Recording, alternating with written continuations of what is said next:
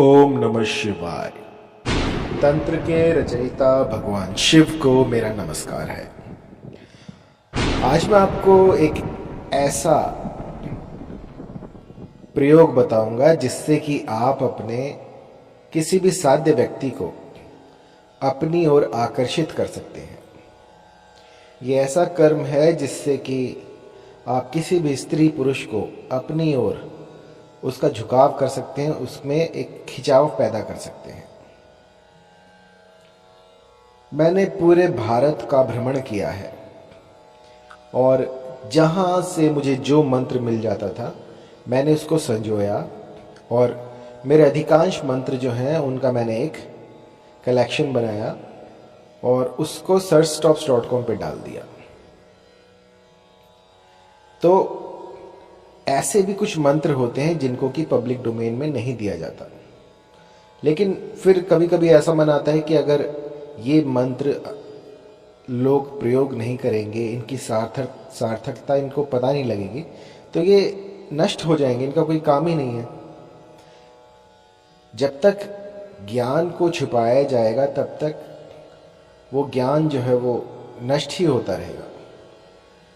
यदि आप किसी चीज़ को बढ़ावा देना चाहते हैं तो उसके बारे में लोगों को पता होना चाहिए।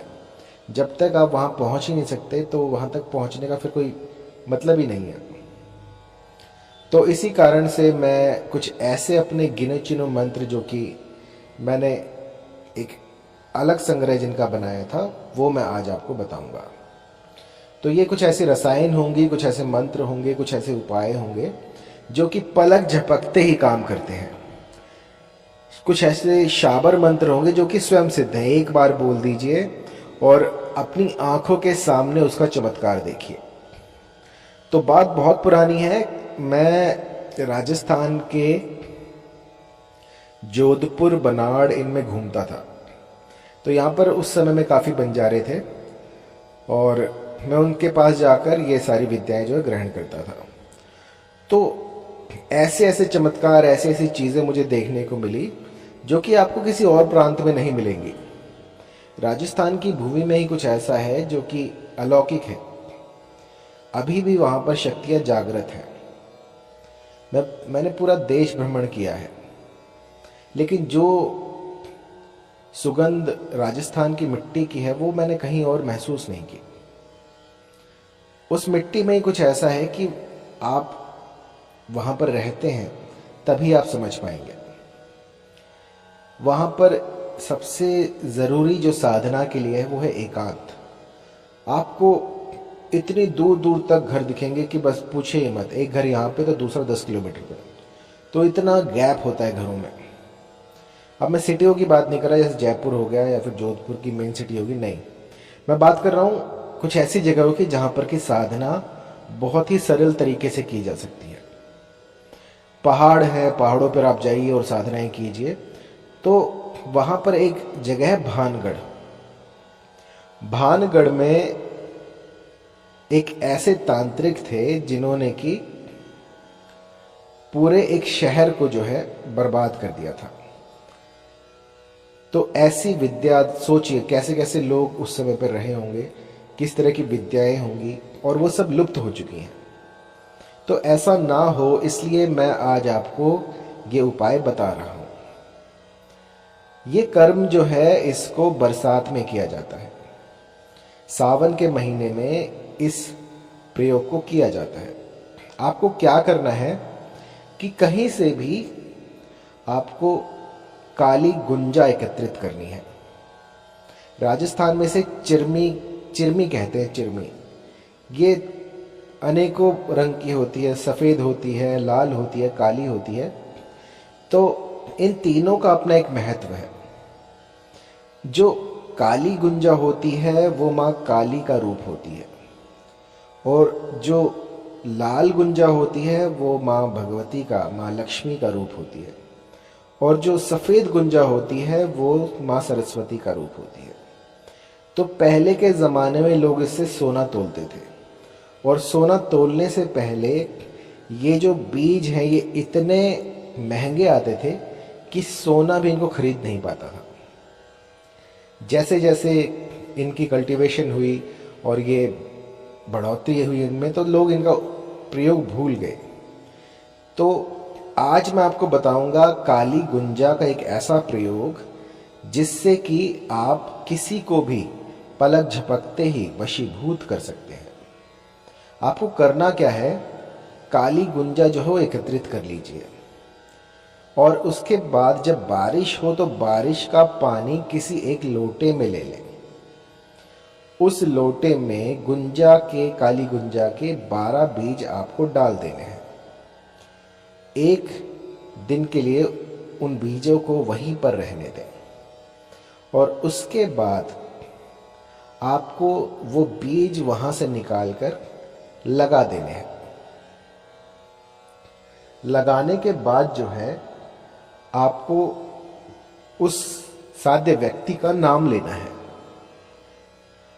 और कहना है कि मुझे इस स्त्री से प्रेम हो गया है और ये मेरे वश में हो जाए, या फिर जो भी आप यहाँ पे अपना जो भी मनोरथ हो वो स्पष्ट कर सकते हैं कि इस स्त्री का या इस पुरुष का मुझसे प्रेम हो जाए, और एक एक बीज लगाते जाएं। ये 12 बीज आपको लगा देने हैं और देखें सबसे पहले कौन सा बीज जो है वो अंकुरित होता है। जैसे जैसे ये बेल बढ़ेगी वैसे वैसे आपके साथी के मन में चटपटी लगेगी और ऐसी चटपटी होगी कि वो सब कुछ भूलकर बस आप ही का हो जाएगा। इतना प्रभावी, इतना तीव्र असर करने वाला ये प्रयोग है जो कि आप देखते देखते हैरान हो जाएंगे। जैसे जैसे बेल बढ़ेगी वैसे वैसे सामने वाला आसक्त हो जाएगा, सामने वाला भूख प्यास भी भूल जाएगा, बस 24 घंटे आप ही की माला जपेगा। और ये इतना प्रबल होता है कि सामने वाला जो है उसे और कुछ नहीं दिखता।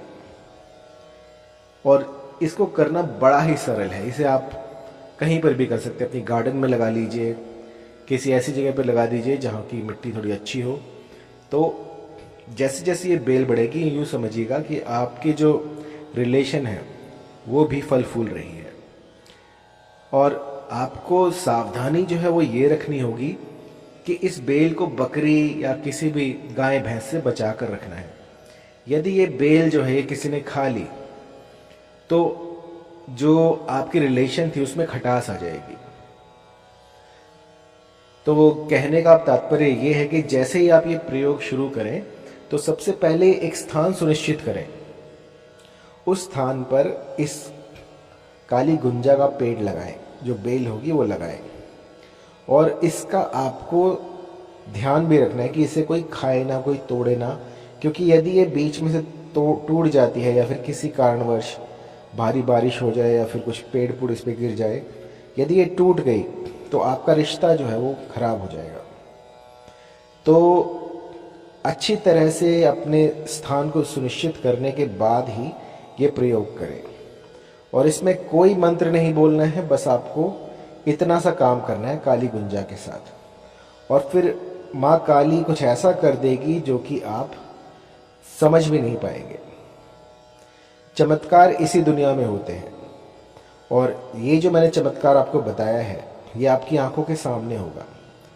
हफ्ते भीतर जो है ये बेल अंकुरित हो जाएगी, इसमें से फूल पत्तियाँ आनी शुरू हो जाएंगी और इसके बाद आप पाएंगे कि जो गुंजा की बेल है जैसे जैसे वो बढ़ रही है वैसे वैसे आप पाएंगे कि आपके साथी में बदलाव होने शुरू हो गए हैं। चाहे कितना ही पत्थर दिल क्यों ना हो, वो भी इस प्रयोग के सामने पिघलता है। मैंने तो ऐसे ऐसे लोग देखे हैं जिन्होंने कि 5-5 साल से ब्लॉक कर रखा था, लेकिन इस प्रयोग के करने के बाद 1 हफ्ते के भीतर भीतर उनका कोई ना कोई संदेशा आ जाता है। यदि आपके साथी ने आपको ब्लॉक कर रखा है तो आप इसका प्रयोग कर सकते हैं। और यदि रिलेशन में मनमुटाव हो, किसी भी तरह की कोई खटास हो गई हो, तब भी इसका प्रयोग किया जा सकता है। इस प्रयोग को करने से पहले भली प्रकार से एक बार मुझसे संपर्क करें।